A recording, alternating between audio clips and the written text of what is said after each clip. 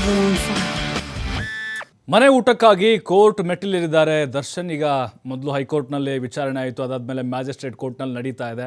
ಈಗ 12 ದಿನಗಳ ಕಾಲ ಮ್ಯಾಜಿಸ್ಟ್ರೇಟ್ ಕೋರ್ಟ್ ಅವಕಾಶ ಕೊಟ್ಟಿತ್ತು ಅವ್ರಿಗೆ. ದರ್ಶನ್ಗೆ ಆಗ್ತಾ ಇಲ್ಲ, ಜೈಲು ಊಟ ತಿನ್ನೋಕ್ಕಾಗ್ತಾನೆ ಇಲ್ಲ. ನನಗೆ ಮನೆ ಊಟ ಬೇಕು, ಹಾಸಿಗೆ ಬೇಕು, ದಿಂಬೇಕು, ತಟ್ಟೆ ಲೋಟ. ಜೈಲು ಊಟ ತಿಂದು ಫುಡ್ ಪಾಯ್ಸನ್ ಅಂತ ಹೇಳಿ ಅರ್ಜಿಯನ್ನು ಸಲ್ಲಿಸಿದ್ದಾರೆ. ಅಜೀರ್ಣ ನನಗೆ ಭೇದಿ ಆಗ್ತಾ ಇದೆ, ಇವೆಲ್ಲ ಕಾರಣವನ್ನ ಕೊಟ್ಟಿದ್ದಾರೆ. ಮ್ಯಾಜಿಸ್ಟ್ರೇಟ್ ಕೋರ್ಟ್ನಲ್ಲಿ ವಿಚಾರಣೆ ನಡೆಯುತ್ತೆ. ದರ್ಶನ್ಗೆ ಮನೆ ಊಟಕ್ಕೆ ಪರ್ಮಿಷನ್ ಸಿಗುತ್ತಾ ಸಿಗಲ್ವಾ? ಅವಕಾಶಗಳಿದ್ದಾವೆ. ವಿಚಾರಣಾಧೀನ ಕೈದಿಗೆ ಕೊಲೆ ಆರೋಪಿ ಆತನಿಗೆ ಮನೆ ಊಟ ಕೊಡಬೇಕಾ ಬೇಡವಾ? ಆರ್ಟಿಕಲ್ 30 ಅದರಲ್ಲಿ ಅವಕಾಶ ಇದೆ. ನೋಡಿ, ಜೈಲೂಟದ ಸಿದ್ಧತೆ ಹೇಗಿರುತ್ತೆ ನಿಮ್ಗೆ ತೋರಿಸ್ತಾ ಇದ್ದೀವಿ. 5,000ಕ್ಕೂ ಅಧಿಕ ಮಂದಿ ಊಟ ತಯಾರಿ ಮಾಡ್ತಾರೆ. ಸೆಂಟ್ರಲ್ ಜೈಲು 5,000ಕ್ಕಿಂತ ಹೆಚ್ಚು ಕೈದಿಗಳಿದ್ದಾರೆ. ಪ್ರತಿನಿತ್ಯ 50 ಮಂದಿ ಸಜಾಬಂದಿ ಕೈದಿಗಳು ಊಟ ತಯಾರಿಸ್ತಾರೆ. ಅಂದರೆ ಅಲ್ಲಿರೋರೆ, ಹೊರಗಡೆಯಿಂದ ಕರ್ಕೊಂಬರಲ್ಲ ಕೆಟರಿಂಗು, ಅಲ್ಲಿರೋರೆ ಅಡುಗೆ ಮಾಡೋದು ಸಜಾಬಂದಿ ಕೈದಿ. ಸೆಂಟ್ರಲ್ ಫುಡ್ ರಿಸರ್ಚ್ ಇನ್ಸ್ಟಿಟ್ಯೂಟ್ನಿಂದ ಕೈದಿಗಳಿಗೆ ತರಬೇತಿ ಸಿಗುತ್ತೆ. ಹಾಗೆ ಅಲ್ಲ, ಅಲ್ಲಿ ತರಬೇತಿ ಕೊಟ್ಟಿರ್ತಾರೆ ಅವ್ರಿಗೆ, ಅಡುಗೆ ಮಾಡೋರಿಗೆ. ಜೈಲಿನ ಮೆನು ಪ್ರಕಾರ 3 ಹೊತ್ತಿನ ಊಟವನ್ನು ತಯಾರು ಮಾಡಲಾಗುತ್ತೆ. 3 ಹೊತ್ತಿನ ಊಟ ರೆಡಿ ಇರುತ್ತೆ. ಈ 50 ಸಜಾಬಂದಿ ಕೈದಿಗಳಿಗೆ ವಾರಕ್ಕೊಮ್ಮೆ ಆರೋಗ್ಯ ತಪಾಸಣೆ ಮಾಡಲಾಗುತ್ತೆ. ನೋಡಿ, ಬಹಳ ಹೆಲ್ತಿ. ಎಂಥಿಂಥ ನಿಯಮಗಳಿದಾವೆ ನೋಡಿ.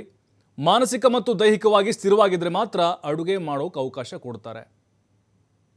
ಕಳೆದ 6 ವರ್ಷಗಳಿಂದ ಅಡುಗೆ ತಯಾರಿಯನ್ನು ಮಾಡ್ತಾ ಇದೆ ಈ ತಂಡ. ಈ ಸಜಾಬಂದಿ ಕೈದಿಗಳಿದಾರಲ್ಲ, ಅವರು 50 ತಂಡ ಇದೆ ಅವ್ರದ್ದು, 50 ಜನರ ತಂಡ.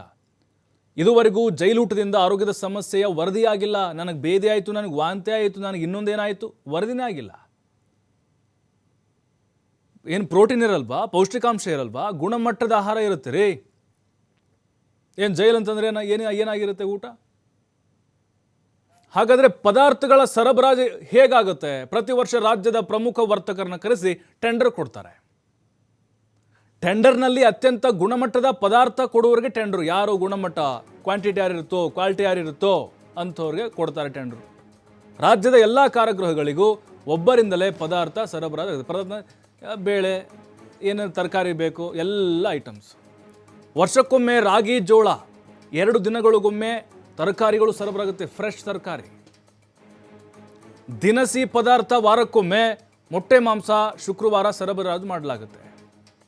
ನೋಡಿ, ಏನು ಕಡಿಮೆ ಇದೆ ಜೈಲಲ್ಲಿ. ಅಡುಗೆ ತಯಾರಿ ಮತ್ತು ಪದಾರ್ಥ ಬಳಸುವ ಪ್ರಕ್ರಿಯೆಯನ್ನು ವಿಡಿಯೋ ರೆಕಾರ್ಡ್ ಮಾಡಲಾಗುತ್ತೆ. ನೋಡಿ, ವಿಡಿಯೋ ರೆಕಾರ್ಡ್ ಇರುತ್ತೆ, ಏನೇನು ಹಾಕ್ತಾ ಇದ್ದಾರೆ, ಎಷ್ಟೆಷ್ಟು ಪ್ರಮಾಣದ ಗುಣಮಟ್ಟ ಇದೆಯಾ ಇಲ್ವಾ. CC ಕ್ಯಾಮ್ರಾ ಮೂಲಕವೂ ಕೂಡ ಅಡುಗೆ ತಯಾರಿ ಬಗ್ಗೆ ನಿಗಾ ವಹಿಸ್ತಾರೆ. ನೋಡಿ, ಇವೆಲ್ಲ ಗೊತ್ತಿರ್ತದೆ ಯಾರಿಗಾದರೂ.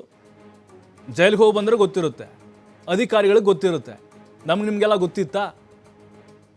ಹಾಗಾಗಿ ಜೈಲಲ್ಲಿ ಗುಣಮಟ್ಟದ ಆಹಾರವನ್ನು ತಯಾರು ಮಾಡಲಾಗುತ್ತೆ ಅನ್ನೋದಕ್ಕೆ ಇದೇ ಸಾಕ್ಷಿ. ದರ್ಶನ್ ಏನಂತ ಹೇಳಿದ್ರೆ ಐಷಾರಾಮಿ ಜೀವನ, ಕಲಾಸಿಪಾಳ್ಯ ಚಾಕಣ, ಬೋಟಿ ಮಾಂಸ ಎಲ್ಲ ತಿಂದಂಥವ್ರು.